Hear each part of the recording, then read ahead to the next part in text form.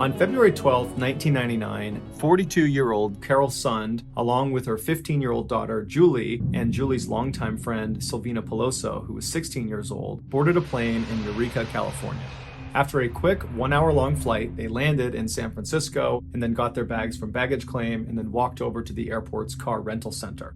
After Carol signed some rental agreement paperwork with the person at the front desk, they were given car keys, and then the three women walked out of the airport into the parking lot where they saw their car. It was a 1999 red Pontiac Grand Prix sedan. After the women had put their luggage in the trunk, they all climbed inside, and then Carol began driving east towards the University of the Pacific in Stockton, California. Julie was competing in a cheerleading competition the following day at that university, and Julie was considering going to the school after she graduated high school, and so this cheerleading competition was a great excuse for her and her mom to check out the campus, and since Silvina was already visiting Julie at her home in Eureka, she just tagged along for the trip. After an hour-and-a-half long drive, the trio arrived in Stockton, California, and they checked into a hotel. And then the next day, which was the 13th, Julie competed in this cheerleading competition. And then afterwards, her mom, and Silvina spent the rest of the day checking out the campus and the surrounding town. Early the next morning, which was the 14th, the women checked out of their hotel and then drove 3 hours southeast to the sprawling motel complex called Cedar Lodge that was located just outside of Yosemite National Park's western entrance. Their plan was to spend a couple of days sightseeing inside of Yosemite before heading back to the San Francisco airport, where they were going to meet Carol's husband and Julie's father, Jens, and then the four of them would continue their journey and fly to Arizona, where they would explore the Grand Canyon before finally heading back home to Eureka, California. So midday on the 14th, these three women arrive at the Cedar Lodge, and the lot would have been nearly empty because it was the wintertime and not that many people were visiting the park at that time. So they pull into the lot, they park their car, they go into the front desk where they checked in and they got their keys, and then they left the office and walked along the row of first floor rooms all the way to the very corner of the building to room 509, which was their room. Carol used her key, she opened the door, they went inside and dropped their luggage, and then they decided that they were just too tired to actually go in the park and go sightseeing that day. So instead, they kind of had a low-key afternoon and evening, mostly in their hotel room. The next morning, which was the 15th, the women got up early, they hopped in their red rental car, and they drove to the western entrance of Yosemite. They went inside, they parked their car, and they have this wonderful day looking at these astonishing cliff sides and snow-covered mountains, and these huge sequoia trees, and these beautiful meadows that stretched out in front of them. And then towards the end of the day, Julie and Silvina actually went ice skating on a frozen pond. So it was just this totally magical day at the park. And then finally, as the sun was starting to go down, the trio finally left the park, got in their rental car, and drove back to the Cedar Lodge. There, they ate dinner at the lodge's 1950s-style diner. They ate hamburgers, and then afterwards, they swung by the front desk and rented some VHS movie tapes that they brought back to their room. Once they were inside room 509, the women changed into their pajamas and then sat on the bed and watched one of their movies. And then when it was over, they brushed their teeth, and then they got in bed, turned out the light, and tried to go to sleep. But a few minutes after their lights were out, they heard a knock on their door. The following day, which was the 16th, Jens, Carol's husband and Julie's father, was anxiously waiting at the San Francisco airport for his wife and his daughter's friend. And he's looking at his watch, and he knows they don't have that much time before their flight is going to take off, and he's just hoping they're going to come running around a corner and they're going to barely make this flight. But they don't. And finally, Jens, who does not have a cell phone, and neither does Carol, he decides there must have been some sort of miscommunication and that Carol and the girls must have flown on ahead. And so he decides at the last minute to just board the flight himself and fly to Arizona and hopes his family will be there. But when he touches down in Arizona, his family is not there. And so he rushed to the hotel hoping that maybe they were there. They weren't. He spoke to the hotel's front desk and said, "Hey, has my wife Carol contacted you?" And they said, "No, she hasn't contacted us, and we have no record of her being here." And so Jens is obviously very upset. He's very worried, and he spends the rest of the day calling around to friends and family and acquaintances and anybody who might know where Carol and the girls are. But nobody has heard from them, and nobody knows where they are. And so that night, as Jens is about to go to bed, he convinces himself that they are probably just fine. This is just some screw up. Carol is an unbelievably fierce woman. She's incredibly competent. She will take care of those girls, and I'm sure I will see them tomorrow morning. But when he woke up the next morning and Carol had not made any contact with the hotel or reached out to him in any way, and there was just no sign of her or the girls, Jens finally contacted police. That day, after the police spoke with Jens, the first call they made was to the Cedar Lodge, which is the last place they knew Carol, Julie, and Silvina had been. The manager of the lodge would tell police that he had not seen Carol or the girls on the day they were supposed to check out, which was the 16th. But Carol had checked out in advance, so the manager would not have seen her anyways. She would not have had to go by the front desk on the way out, so that was not an anomaly. The manager also told police that on the 16th, after the three women should have been out of their room, the cleaners went by room 509, and when they went inside, it was vacant, and nothing seemed amiss. It was relatively clean, minus some wet towels that had been left on the floor of the bathroom. The keys to the room were left on the desk as they should be. It just looked like the women had left. And so the police reached out to the car rental company at the San Francisco airport to see if Carol had made it to the airport and dropped off her car. But when they spoke to the manager of this rental company, they would say, no, Carol has not dropped off her car, and she hasn't called about extending her lease, which is now overdue. Based on the information the police gathered from the lodge and from the rental car company, they began operating on the theory that the three women left their lodge motel room on the 16th, and then either got into a car accident somewhere and had just not been found yet, or they had driven somewhere, gotten out of their car and gotten lost, perhaps inside of Yosemite National Park or some other trail somewhere, or they had fallen victim to some crime. But at this point, the police were not taking seriously the idea that foul play was involved. A massive search was launched in and around the Cedar Lodge complex, as well as around the western entrance of Yosemite, but absolutely nothing was found. A number of workers from Cedar Lodge were interviewed by police and subsequently cleared of any wrongdoing. Also, a number of friends and family of the three women were also interviewed by police and cleared as well.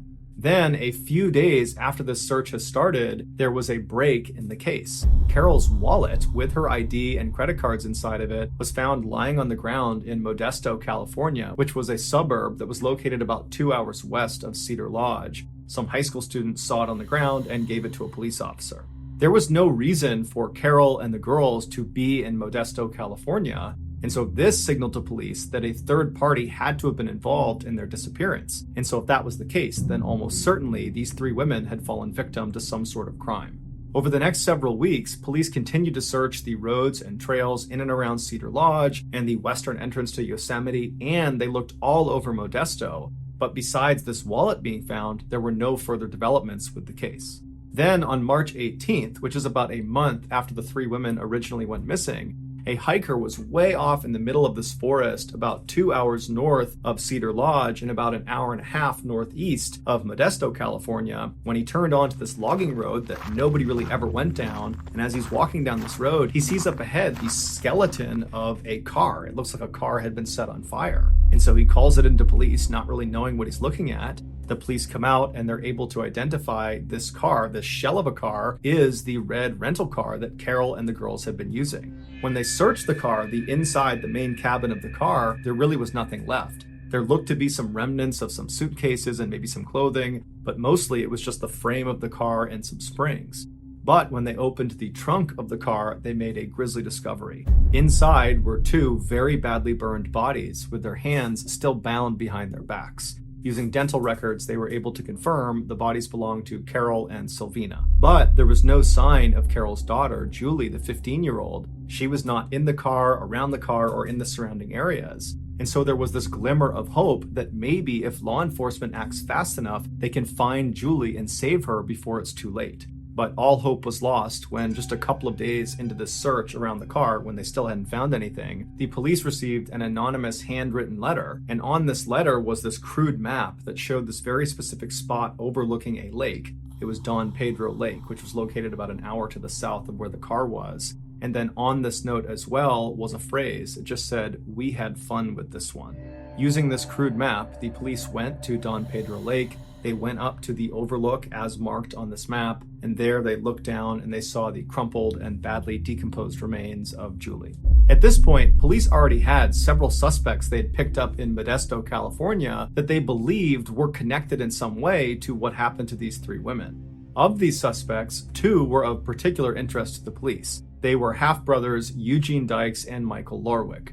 They had been arrested shortly after Carol's wallet had been found for shooting at a Modesto police officer and for several drug charges and for violating their parole. Once these half-brothers were in custody, Eugene made several self-incriminating remarks, basically insinuating that he and Michael had been involved in what happened to these three women. And then after Carol, Sylvina, and Julie's bodies had been found, the synthetic fibers that were found all over Carol matched the synthetic fibers that were pulled off of Michael and Eugene on their clothing and from their vehicle when they were arrested. And so the police were very confident that they had their killers and they had them behind bars already. But they still needed to compile evidence before they could formally charge them and make their names public to the media.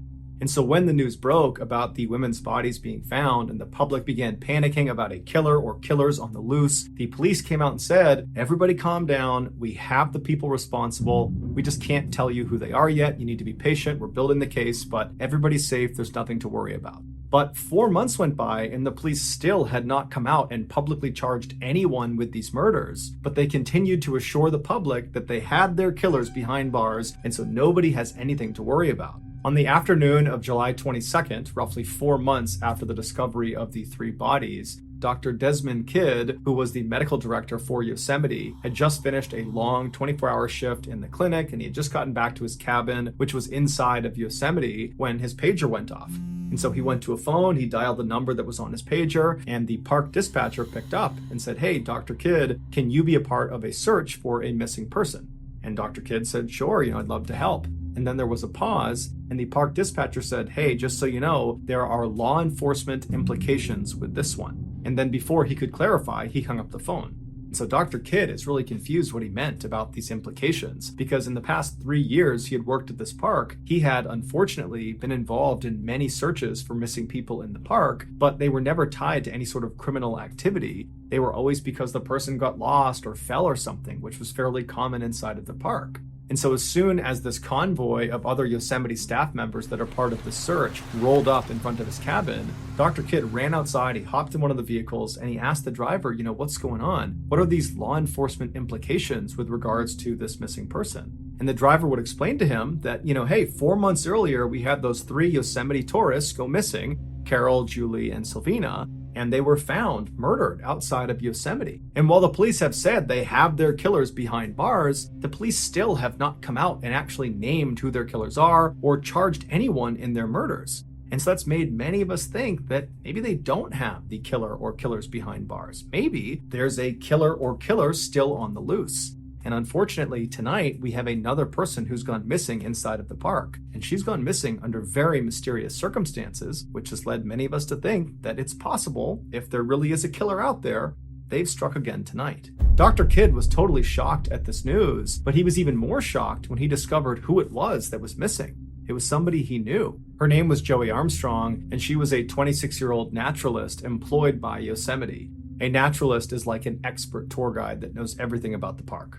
Dr. Kidd and the rest of the convoy of Yosemite staff that were going to be a part of the search sped around the corner and went down this unmarked road with huge trees on either side. And then eventually they came out of this heavily forested road and they entered into this unbelievably beautiful meadow. And on the very far end across this huge meadow is this one green cabin sitting at the base of this mountain with a forest on the other side of it. This totally secluded cabin in the middle of Yosemite was where Joey was living. As Dr. Kidd and the convoy went across this meadow and got closer to this cabin, Dr. Kidd could see park rangers walking around the perimeter of the cabin, marking it off with yellow police tape.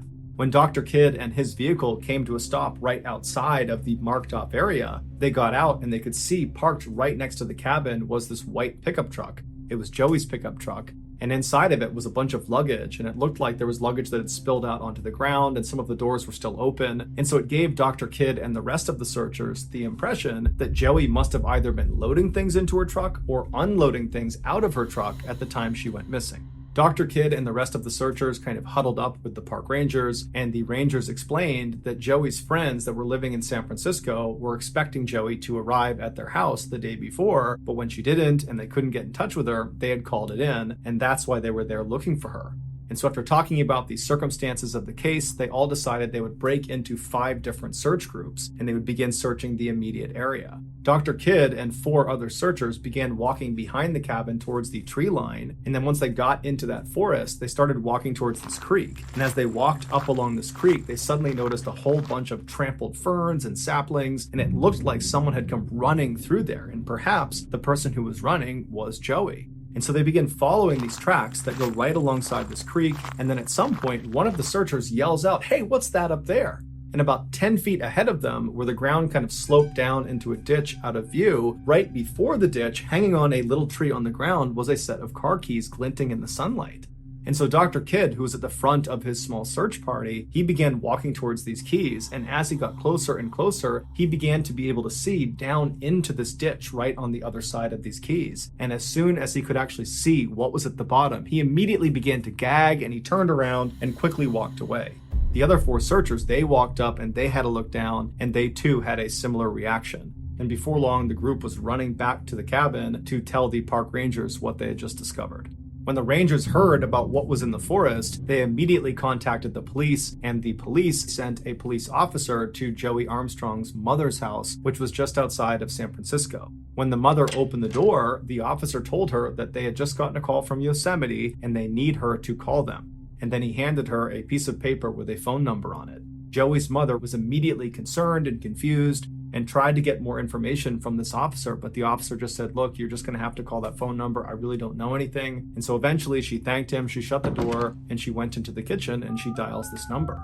After someone picked up, she introduced herself as Joey's mother, and at that point, the person who picked up quickly handed the phone off to someone who sounded much more senior, and this person asked Joey's mother, "Are you aware that your daughter is missing?" And so Joey's mother says, "No, I was not aware of that."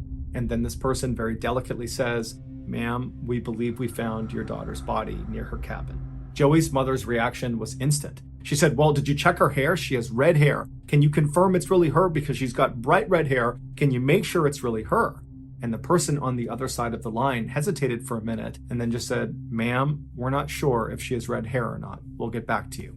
And so after this call finally ended, Joey's mother was confused. How could they not know what color her daughter's hair was? That seems like such an easy way to potentially identify whether or not this was really her daughter. Why would they make her wait for something like that?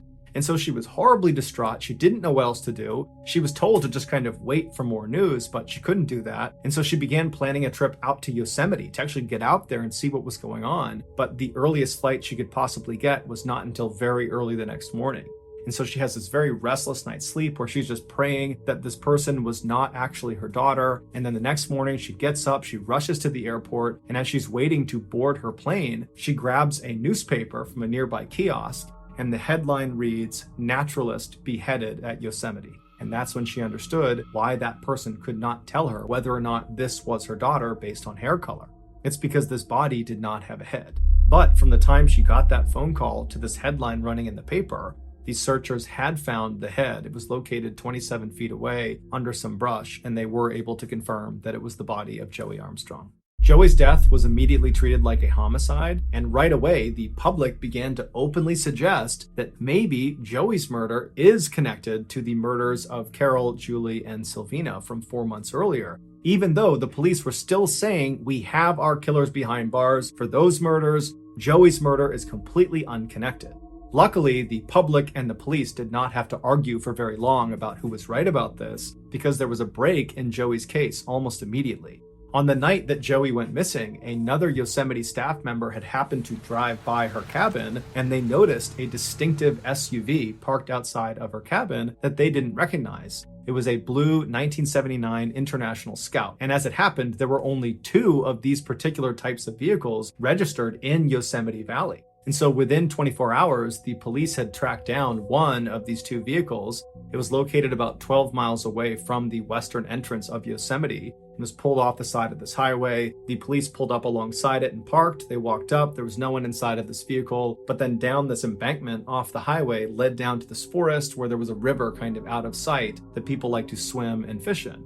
And so these 2 officers decide to head down and see if maybe the driver is down there. So they make their way down, and sure enough, they come in contact with the driver. He was laying on this rock, completely nude, smoking marijuana. And so the two officers, they come up to him and announce themselves. And this very well-built, good-looking guy stands up and he calmly covers himself. And he takes the marijuana out of his mouth and he says, "Hey, what can I do for you guys?" And so over the course of their conversation, the police would learn this guy's name was Cary Stainer. He was 38 years old and he was the handyman at Cedar Lodge Motel. He would tell police that he was not anywhere near Joey's cabin on the night she went missing, and the police ultimately bought it and said, okay, they confiscated his marijuana, and then they walked back up the hill, leaving him down there, and they took some pictures of his car and the tires on his car, and then they left.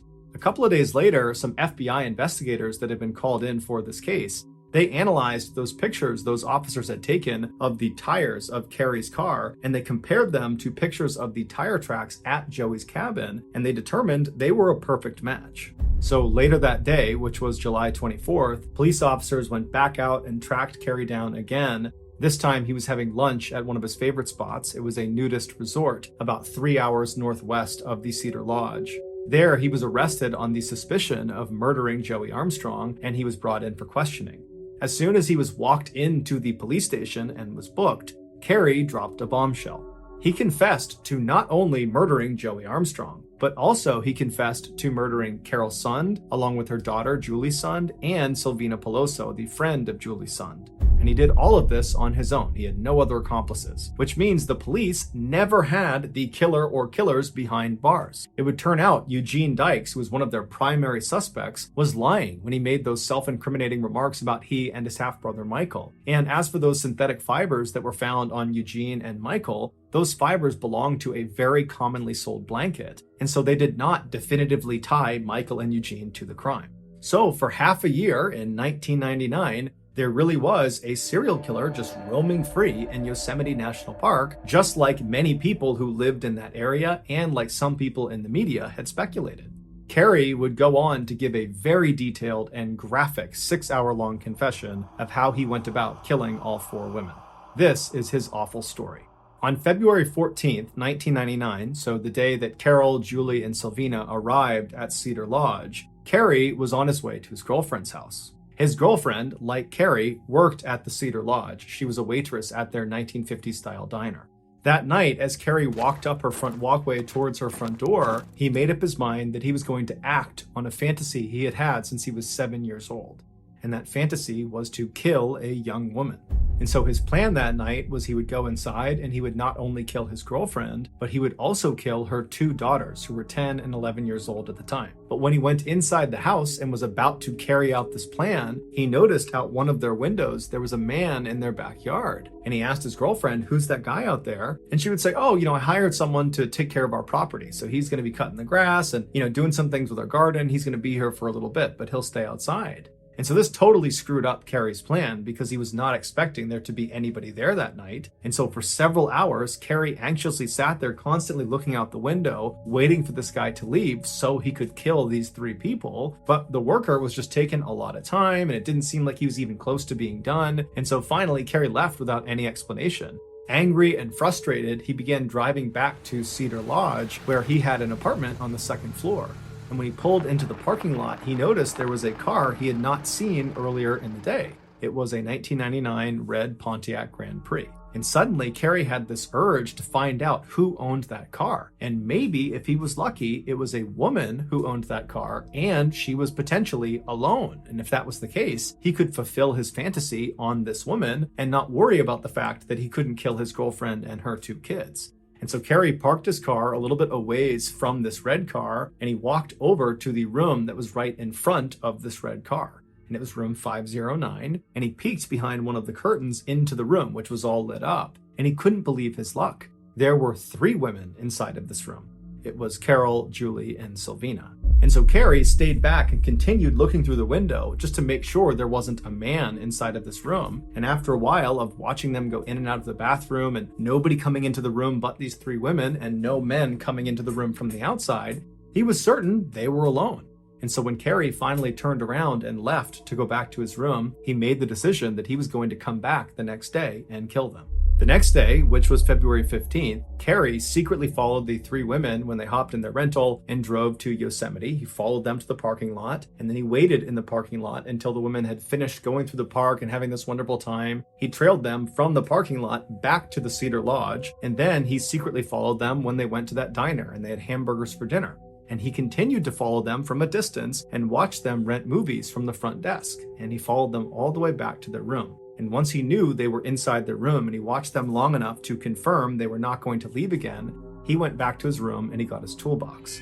In his toolbox was rope, duct tape, a knife, and a gun. And then around 11 p.m., he left his apartment and went downstairs and walked all the way back over to that corner room, room 509, where the women were. And he looked in the window and it was totally dark inside, so he assumed they must be sleeping, and he knocked on the door. A few minutes later, Carol came to the door and very cautiously opened it up just a crack, leaving that chain link lock still attached. And so she looked through at Carey and said, "Hi, can I help you?"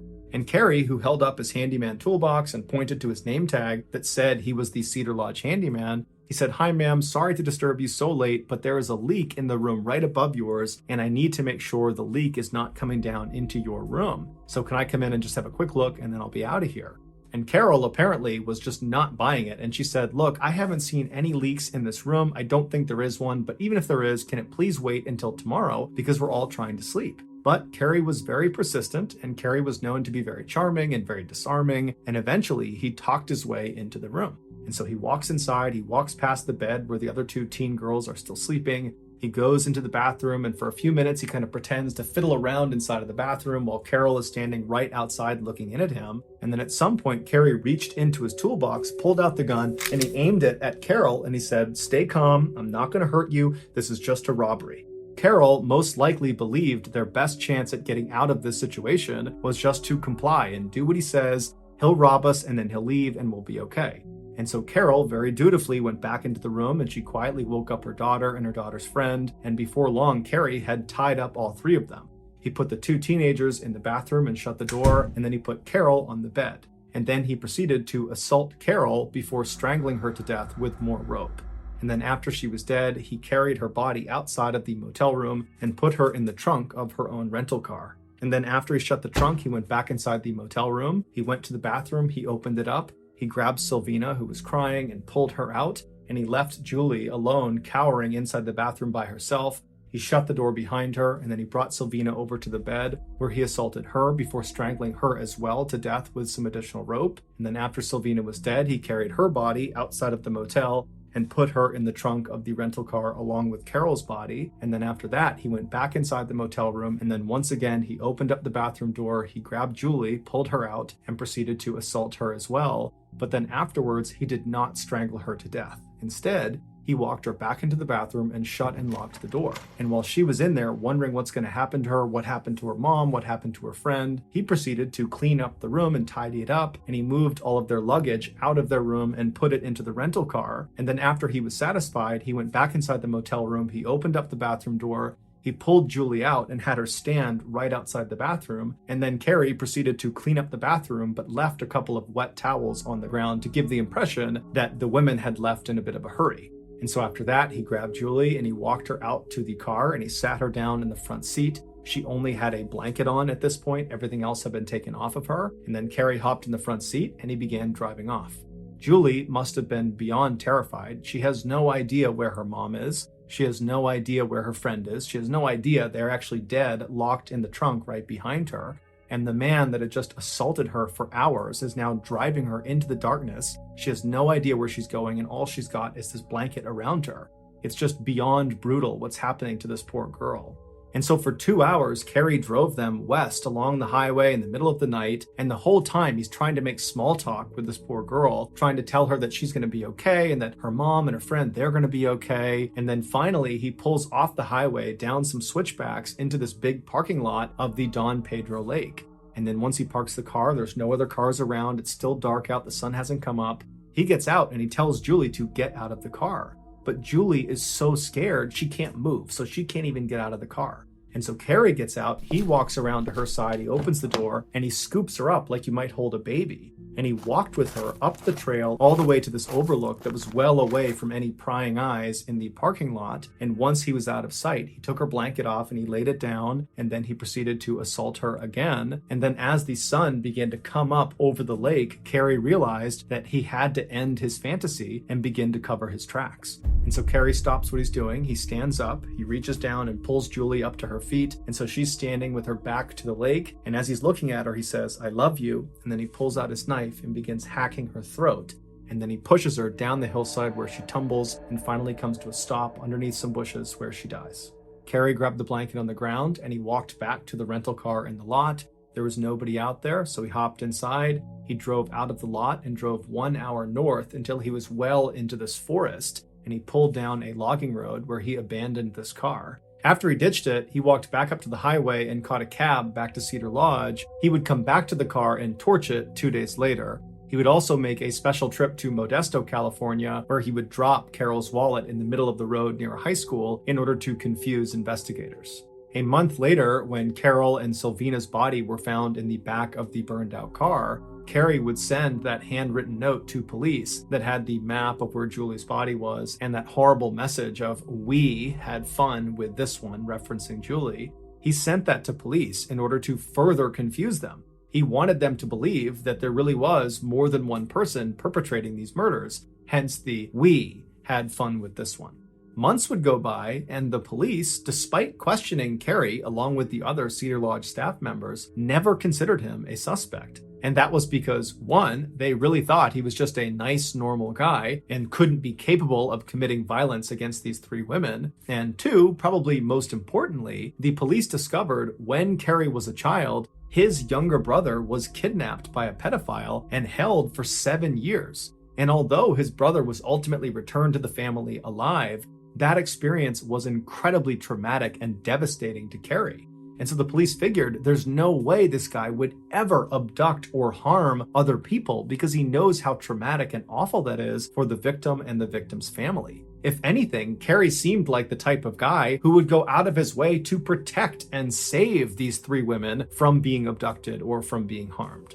In July of that year, so 4 months after the three women's bodies were discovered, Carrie, who believed he had completely gotten away with murder, and to that point he really had, he was just driving around Yosemite, kind of reveling in the fact that he had gotten to live out this fantasy and not get punished for it, when he noticed there was this woman way off in the distance walking in and out of this cabin that was fairly isolated.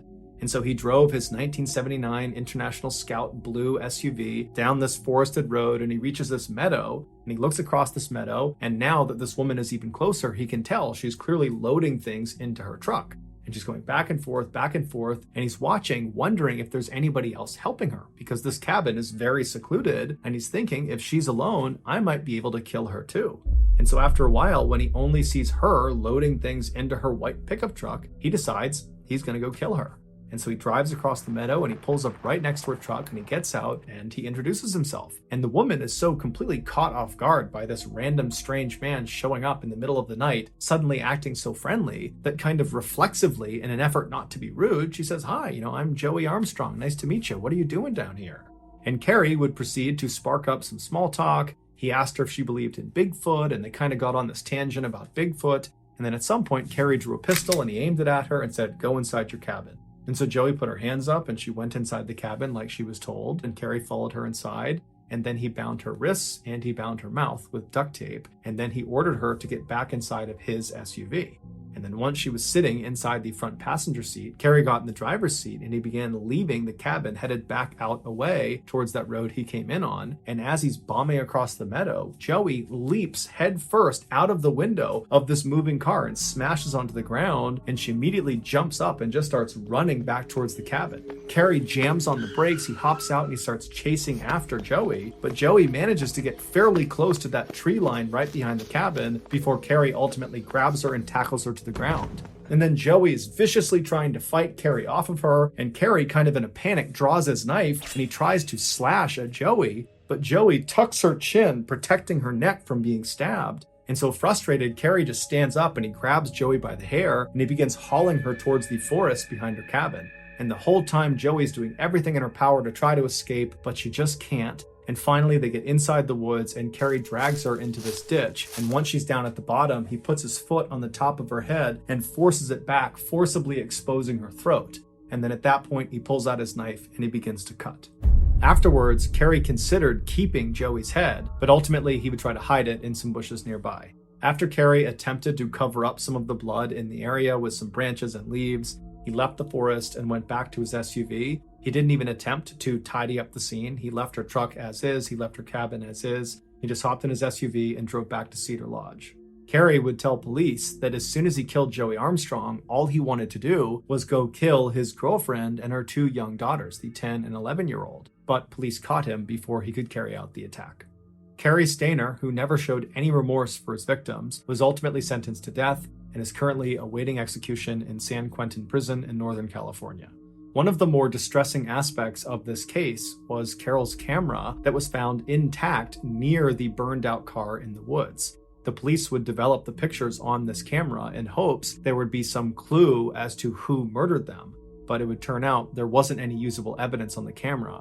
It was just pictures of Carol, her daughter, and Sylvina having this wonderful time in Yosemite, and that was it. But after Cary confessed to what he did to these poor women, those pictures take on a whole new, much darker meaning. In the final 8 images of the camera roll, we know Cary Stayner was either literally watching these women secretly at the time the picture was taken, or he was patiently waiting nearby for them to return. The final image that was taken on this camera was taken by Julie of her mother sitting on the bed and her friend Sylvina sitting on the other bed as they're getting ready to turn out the lights and go to sleep. That picture was taken just moments before Cary knocked on their door. It was mid-June 2014 in Highland Springs, a small blue-collar town about 4 miles outside of Richmond, Virginia. By 3 p.m. that day, it would be hot, 91 degrees Fahrenheit. But right then, at 6:30 in the morning, it was cool. With the sun fully visible in the sky, 16-year-old Martre Coles watched from the living room window of his family's single-story plain white house as his father climbed into his car, turned on his engine, and drove off to work. After he was gone, Martre left the window and walked through the empty house to his bedroom. Once inside, he sat down at his desk, he opened his sketchbook, and he started to draw. Unlike his usual artwork, which consisted of anime-stylized faces and figures full of color, energy, and movement, the faces that he drew that morning were done in thick black marker and were angry and sad. He drew X's instead of eyes, and he put slash marks where the mouths should go. A few minutes later, Martre put down the marker, he put his face in his hands, and he started to cry. 5 days earlier, on June 14th, 2014, Martre's beloved mother, 42-year-old Karina Coles, had died unexpectedly following complications from what was supposed to be routine hip surgery. Martre was beyond devastated. Over the last few years, he had become very close with his mother, as he was the last child of 8 siblings to still be living at home with the parents. His father, Maurice, had always been very hard on him, but his mother had always been his #1 cheerleader, always encouraging him to keep a portfolio of the video game characters and intricately illustrated storylines that he loved to create. She told him she was certain his artwork skills would land him a great job someday. And even though Martre didn't always feel as confident in himself as she did, it was nice to hear her say things like that. With his mother's funeral just 2 days away, the only thing keeping Martre going was the thought that his mom would never want him to just give up or to give in to the crushing depression and sadness he was feeling. And so Martre lifted his face out of his hands, he wiped away his tears, then he ripped the angry, sad drawings he had just made out of his sketchbook and he balled it up and he threw it in the trash. He wished he could talk to his dad about how terrible he was feeling right now, but he knew his dad wouldn't want to listen. He never did. Martre's father barely spoke to him, and whenever he did, it was almost always to be critical of him. As Martre sat there motionless in his desk seat, he suddenly hoped that his father's friend, a 45-year-old woman named Denise Gay, wouldn't be coming by again that night. Denise worked with Martre's dad at a food packaging company called Smithfield Foods. She had 2 children of her own, a 9-year-old little girl and a 19-year-old daughter who lived on her own 90 minutes away. Martre had no issue with Denise herself. She was perfectly nice, but Martre just didn't like that there was this new woman spending time in their house so soon after his mom had died. It just felt inappropriate. Martre had also quietly hoped that his mother's death would bring him and his father closer together, but the opposite was happening. Instead of turning to his son in this difficult time, Maurice was turning more and more to Denise. By June 21st, just 1 week after Martre's mother's death, Denise was coming over their house nearly every night. And in mid-July, just 1 month after Martre's mother's death, Maurice announced to Martre and his other siblings that Denise, along with her 9-year-old daughter Alana, were going to be moving in with him and with Martre. Despite protests from Martre's older sisters, Michelle and Marquisha, that their father's relationship was progressing way too fast, and that Martre was still very emotionally fragile following his mother's death, Maurice had made up his mind. He didn't care what Martre's feelings about the situation were. A couple days later, when Denise and Alana pulled up outside of Martre's house with their bags in hand, Martre stayed inside. He didn't want to see them. But his father began angrily yelling for him to come outside and meet his new family and help his stepsister with her luggage. Martre sighed and stood up and walked outside. He didn't smile at them, but he waved, and then he walked over to Alana to offer to carry her bag inside. But when he reached her, she clutched her bag more tightly to her chest. Then she glared at him angrily, and then she very intentionally threw her bag at his feet. Martre was annoyed, and he looked up at her like, "What are you doing?" But he didn't say anything. He just bent down, grabbed her bag, and then led the way back into the house. Later that day, Martre's older sisters called him to let him know that he was welcome to stay with them anytime he wanted. They knew his new living situation with Denise and Alana was going to be super awkward, and they knew Martre was just hurting from the death of their mother and he really needed someone around him that actually cared about him. Martre thanked them and said, "Yep, sure, I'll come by sometime," but secretly, Martre knew he probably wouldn't. He just didn't have the energy to do anything these days. According to Martre's girlfriend, Ashlyn Knight, who was a fellow student at Highland Springs High School, Martre had big plans for his future, plans that his mother had encouraged him to pursue. Martre wanted to get into the best art school he possibly could, and then with that degree, he could try to land a highly coveted job as a video game artist and animator. And so over the first few months that Denise and Alana were living with him, Martre did his best to completely ignore them and instead spend his time and energy on his artwork. And over those first few months, Martre's art skills got noticeably better, and he started branching out from drawing and painting into the creation of elaborate and beautiful papier-mâché masks. But perhaps the most significant thing about this particular period of time in Martre's life was that after about 6 months of living with Denise, his resentment for her had given way to affection. She could never replace his mother, but she was very kind to him, and slowly, she had become a maternal figure to him. She had become someone he turned to when he was down. However, as much as Martre's relationship with Denise seemed to be evolving in a positive way, his relationship with her daughter, Alana, was going the other direction. Alana was clearly unhappy living with the Coles, and so she took out her frustration by constantly picking fights with Martre. At first, it was just small stuff like stealing the TV remote from Martre or being loud and obnoxious to annoy him. But eventually, it turned into more elaborate torment. Specifically, Alana realized that Maurice, Martre's father, would always take her side over his son's.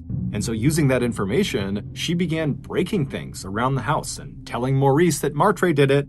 And every time, despite Martre proclaiming his innocence, Maurice would scream and yell at him and punish him in some way.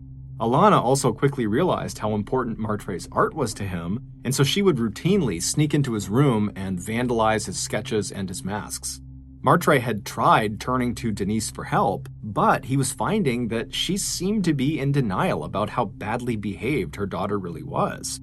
Martre also sensed that Denise was desperate to maintain her relationship with his father, and so she probably didn't want to fully acknowledge just how bad it was getting between he and Alana, because doing that would call their entire living arrangement into question, which would potentially jeopardize their future together as a cohesive family. And so Denise really didn't do anything to stop her daughter. Finally, in the winter of 2016, so 2 years after Denise and Alana had moved in, the tension in the household boiled over into violence. Early one afternoon, when Maurice and Denise were still at work and Martre was sitting on the couch in the living room, Alana slipped into the kitchen, she opened the utensil drawer, and she pulled out a pair of utility scissors with long pointed blades. And then the 12-year-old walked back into the living room where Martre was, and she snuck up behind him, she pulled out the scissors, and then she leapt around the corner and she jumped on top of him and attempted to stab him in the heart. And Martre at the last second reached up and kind of pushed her arm out of the way, but the blades dug into his left shoulder and they went in deep. Martre's girlfriend, Ashlyn, remembers the very angry call she got from Martre that night after Denise had cleaned and bandaged the wound on his shoulder and had apologized on behalf of Alana, but that was it. And so for Martre, this was the breaking point. He was furious that his father and Denise had just totally let the situation with Alana get completely out of control, and he was just kind of scared of Alana. That was a real attack on him. And so as he talked to Ashlyn that night, he said to her, I really need to start actually focusing on how I'm going to execute my plan and actually get into art school and get out of this insane household and go pursue my dreams. And Ashlyn agreed, and she encouraged him and said, yes, go do that. And so in mid-December 2016, Martre worked up the courage to go approach his father and ask him if he would sit down with Martre and try to fill out some financial paperwork that would help him get funding to go to college. And as he's trying to explain to his dad why he needs this funding and what he's going to do with his degree, Maurice, his dad, just kind of puts his hand up and says, you know what? I didn't go to college. I don't understand any of this stuff. You're on your own, kid. Martre was kind of crushed because he needed his dad to fill in the paperwork to be eligible for financial aid. But luckily, Denise was sitting nearby. She had overheard the conversation, and after Maurice had left the room, she pulled Martre aside and said, you know what, don't worry about it. I will get the information you need. I'll help you fill it out. We'll get you into college. You'll be fine. And so over the next few months, with Denise's help and encouragement, Martre not only filled out the financial aid paperwork, but he also sent out applications and letters of inquiry to various art colleges. And then, in March of 2017, roughly 3 years since his mother had died, Martre received the best news he had ever gotten. On March 4th at 4:17 in the afternoon, while Martre worked at his computer, he heard the ping of an incoming email. One click later, and he was reading an invitation from Full Sail University, an art school in Florida, asking him if he would like to come take a personalized tour of their campus. The administrator who had sent the email, Sheila Crenshaw, told Martre that she and her staff had been very impressed with the pictures of his artwork that he had sent along, and so they would love to get to know him and see if the school was a good fit. Sheila told Martre that if he wanted to come and do this tour, to be sure to bring along at least one of his papier-mâché masks, as well as his portfolio of drawings. Martre was so excited, he leapt from his chair and he ran into the room next door where Denise was, and after telling her the good news, she jumped up too, and the pair laughed and hugged and talked about how it was really happening. Martre was really going to go to art school and pursue his dreams. After they calmed down, Denise booked Martre a seat on a bus that would take him from Richmond, Virginia to Florida on Sunday, March 12th. The tour was scheduled for the following Monday. After his travel was booked, Martre realized he only had 8 days until he would be leaving, so right away he got to work making a special papier-mâché mask that he would bring along. He wanted to make sure he really impressed the Full Sail staff. On March 11th, the night before Martre was scheduled to ride out to Florida, Martre stayed with his older sister Michelle at her house. They spent the evening excitedly talking about his potential future at Full Sail and how happy this invitation would have made their mother, whose birthday was coming up later that month. The next morning, Michelle and Martre hopped in Michelle's car, and she began driving toward Martre's house. Their dad had agreed to give Martre a ride to the bus station later that day. When they arrived, Michelle gave her brother a big hug, she wished him good luck, and told him to text her as soon as he got to Florida, and he said he would. After Michelle got back in her car and she began to drive to work, she felt a profound sense of relief wash over her. She knew her little brother still missed their mother terribly, and even talked about his own death and how, at least when that happened, he would be with their mom. But finally, this invitation to Full Sail seemed like the break he so desperately needed. When Martre walked into his house that morning, Denise and her older daughter, Latoya, were both in the kitchen chatting and drinking coffee. When Denise saw Martre, she told him that his dad had apparently got called into work that day, so he couldn't give him a ride to the bus stop. However, she and her daughter didn't mind. He thanked them, and then he sat down with them, and for a few minutes the trio drank their coffee and chatted about Full Sail and other things, and then eventually Martre told them that he still needed to pack, so he got up and he headed to his bedroom. As he got his clothes and his papier-mâché mask and other artwork together, he smiled. In less than an hour, he'd be on a bus headed to Florida, and he'd be officially pursuing his dreams.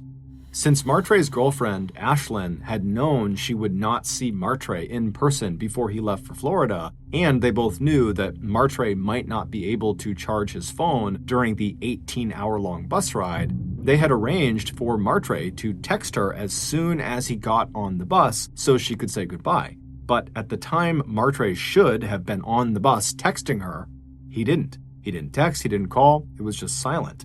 And over the course of the morning, despite Ashlyn calling and texting him repeatedly, Martre never responded.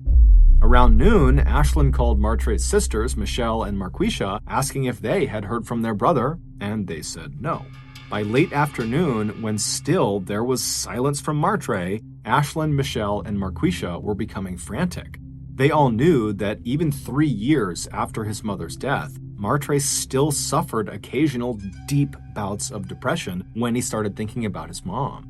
And so the 3 young women started worrying that he might have harmed himself. That's why they're not hearing from him.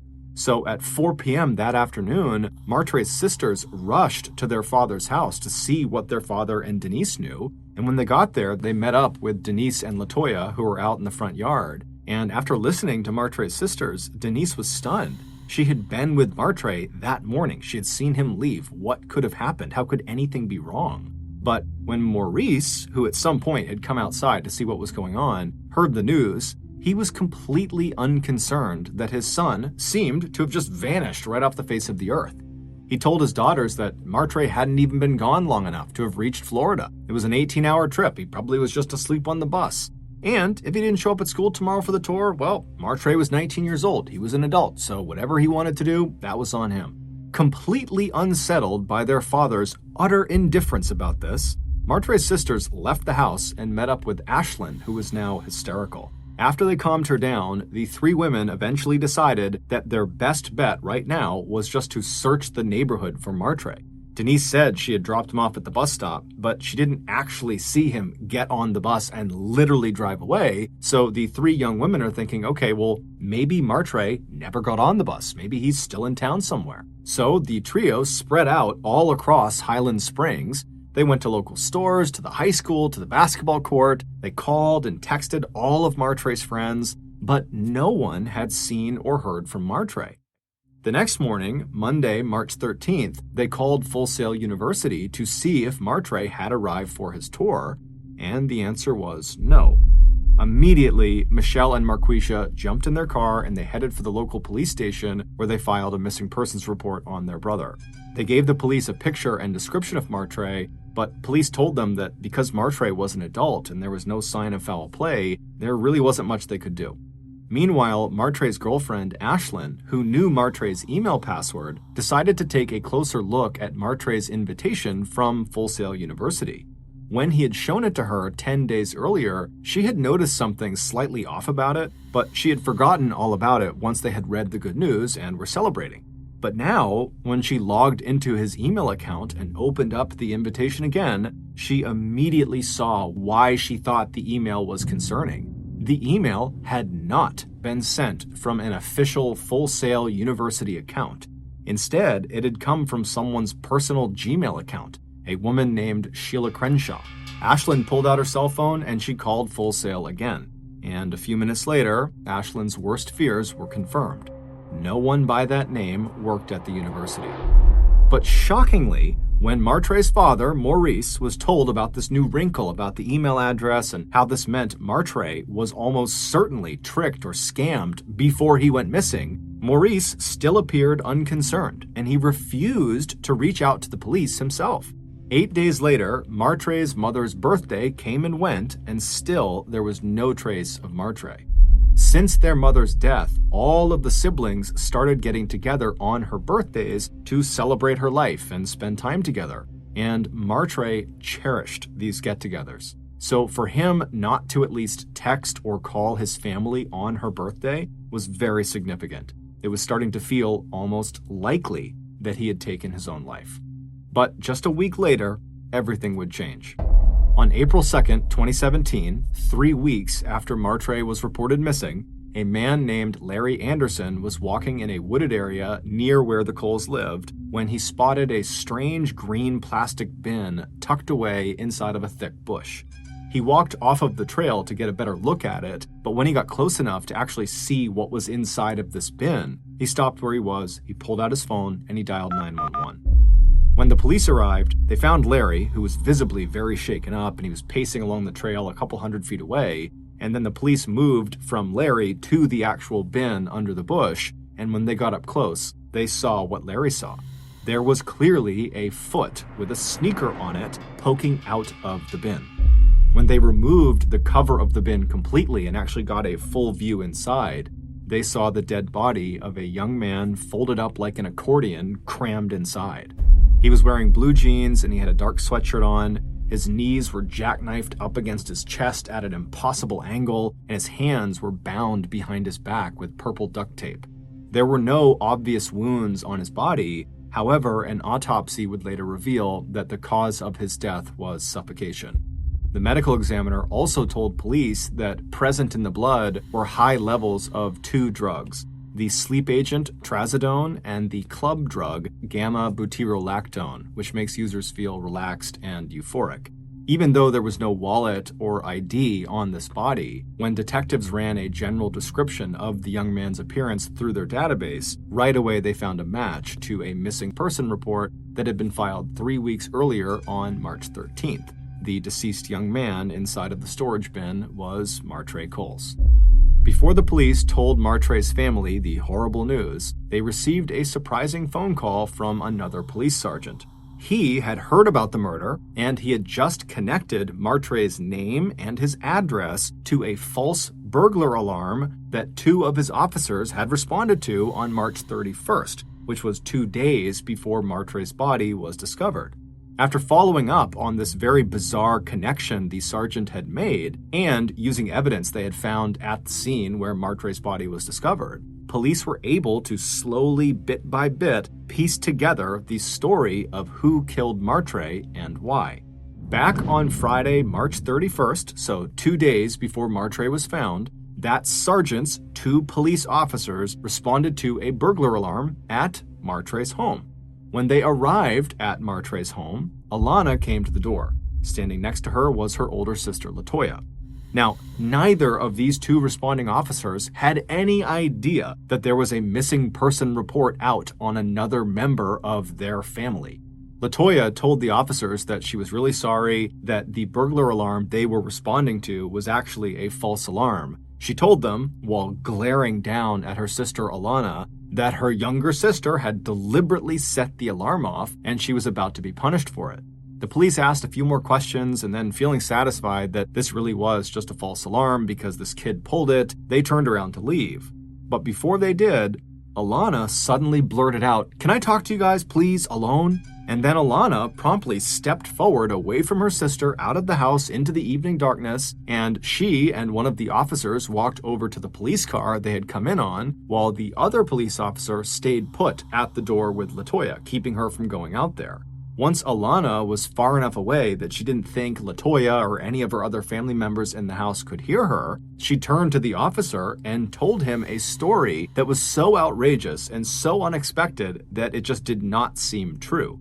And so after Alana was done telling this story and had gone back inside with Latoya and the door had shut and the 2 responding officers said bye and they were leaving, they discussed it in the car, those 2 officers, and they decided there's no way that could be true. And so when they got back to the station, they filed their report as usual, describing that this was a false alarm, and then they also wrote down in this report what Alana told them, her crazy story, but they didn't alert anyone to this story. They just basically made a note of it, and then they filed their report with their sergeant and thought nothing of it. 3 days later, when their sergeant learned that the murder victim found in the storage bin was Alana's stepbrother, the sergeant suddenly remembered the report and realized the story Alana had told his officers might actually be true. Based on a combination of Alana's story, along with other pieces of evidence that the police collected, the following is a reconstruction of what actually happened to Martre. Back on the morning of Sunday, March 12th, so the day Martre was scheduled to take the bus to Florida, his older sister Michelle dropped him back off in front of his house and gave him a hug before she left for work. When Martre walked through the front doors into his house, Denise and her daughter Latoya were sitting in the kitchen. Martre sat down, and as the trio chatted, Martre didn't realize the cup of coffee he was drinking was almost certainly laced with the two drugs that the medical examiner would later find in his system, trazodone and gamma-butyrolactone.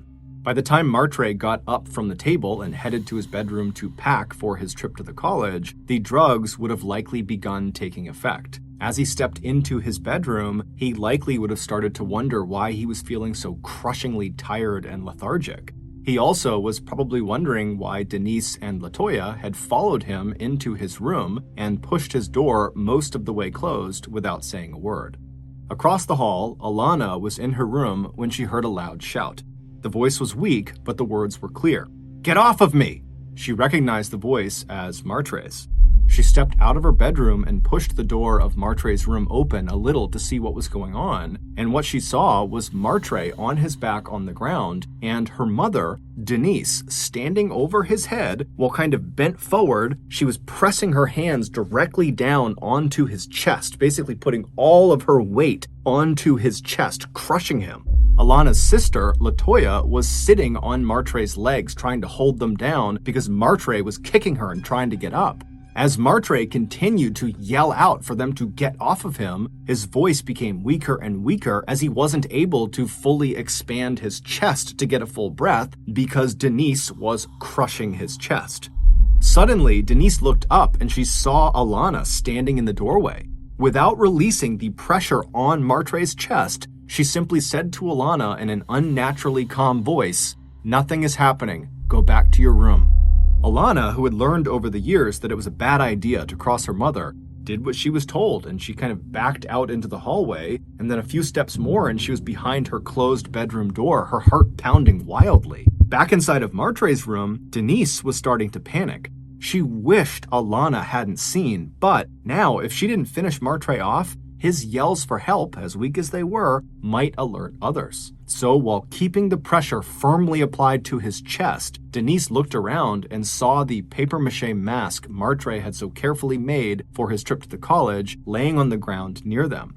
She took one hand off of his chest, so she's still pressing with the other, and she reached and she picked the mask up, and then she placed it over Martre's face, completely blocking his nose and mouth, and then began pressing down on his face as well. Then she leaned forward and put her knee into the center of his chest, right on his sternum, and put all of her weight onto her knee, and then she shifted the hand that had been on his chest up to his throat, and she began pressing as hard as she could on his throat. And so she maintained all 3 points of pressure, his chest, his neck, and his face, until Martre stopped moving.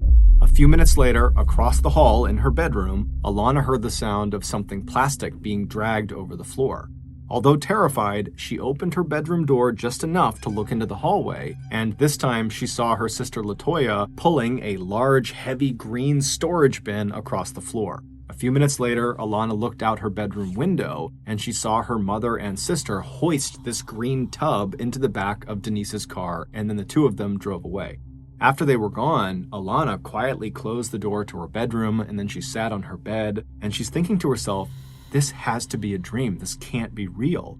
But then later that day, when Martre's sisters came over to their house in a total panic, saying that Martre wasn't responding to any texts or calls and we think he's missing, that's when Alana knew this had not been a dream. What she had just seen had really happened.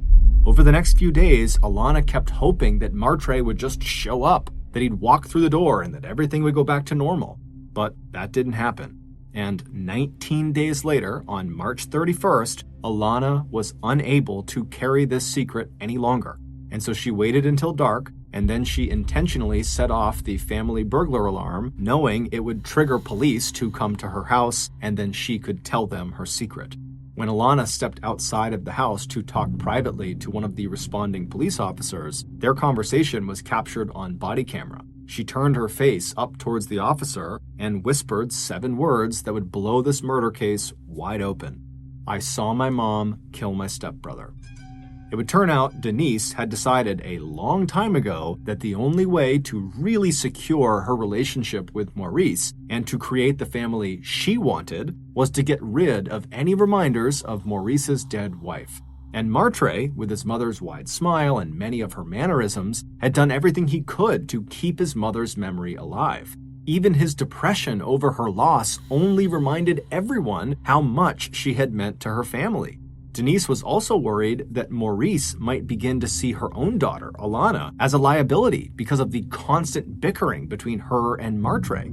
So when Denise overheard Martre talking to his father about trying to secure financial aid so he could go off to art college, she saw an opportunity to make him disappear from her life altogether.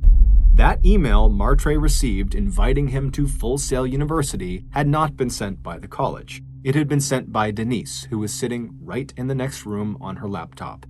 And before sending that email, Denise had actually called and texted her older daughter, Latoya, and explained her plan for killing Martre, and she asked Latoya to help her, and she agreed. On April 3rd, one day after Martre's body was found, the detectives working on the murder case were getting ready to inform Martre's family that he was dead.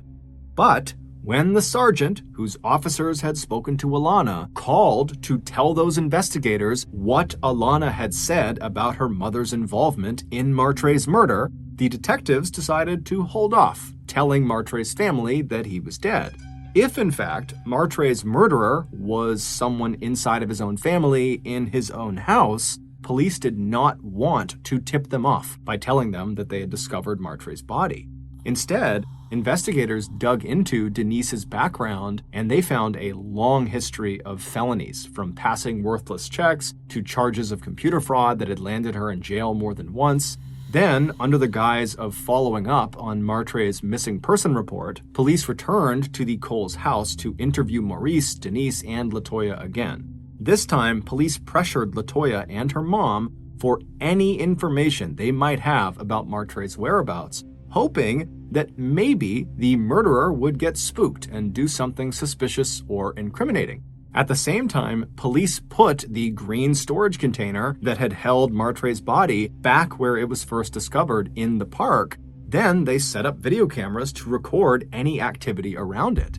And within days, both Latoya and her mother Denise were spotted returning to the wooded area where they had left Martre's body and, much to their shock, finding the bin now empty. Police also discovered that shortly before Martre's disappearance, Denise had purchased a shovel, purple duct tape, and a substance called lime that can be used to prevent decomposition of human flesh. But most damning of all, cell phone and computer records confirmed that both Denise and Latoya had been to the wooded park on March 12th, the day Martre went missing, and these records confirmed that Denise was definitely the author of the email from Full Sail University. It was that invitation, the most promising and exciting event in Martre's life that his mother would have been so proud of him for, that lured him to his death. On July 11th, 2018, 49-year-old Denise Gay was sentenced to life in prison. Her daughter, 23-year-old Latoya Gay, was sentenced to 30 years in prison. Despite being a less than stellar parent, Maurice Coles had nothing to do with his son's death.